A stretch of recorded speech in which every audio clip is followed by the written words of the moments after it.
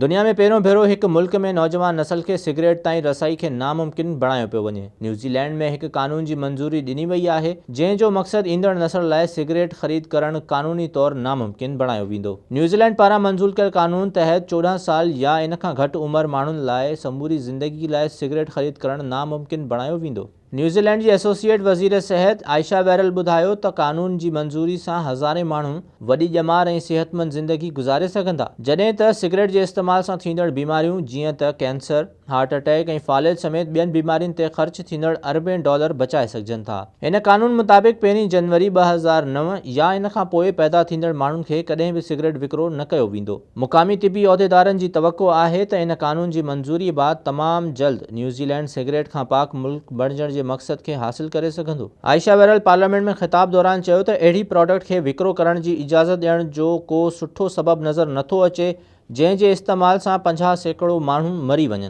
इन जो चवणु हो त इन कानून की मंजूरी बाद असां मुस्तक़बिल में इन जी लत जो ख़ात्मो करण में कामयाब थी वेंदासीं। इन कानून के हक़ में 76 वोट विधा विया जॾहिं त 43 मेंबरनि इन जी मुखालिफ़त कई। इन बिल जो निफ़ाज़ 2023 में थींदो ऐं इन में सिर्फ़ तंबाकू वारी शयुनि खे टारगेट कयो वियो आहे, जॾहिं त ई सिगरेट जो इस्तेमाल बदस्तूर कानूनी रहंदो।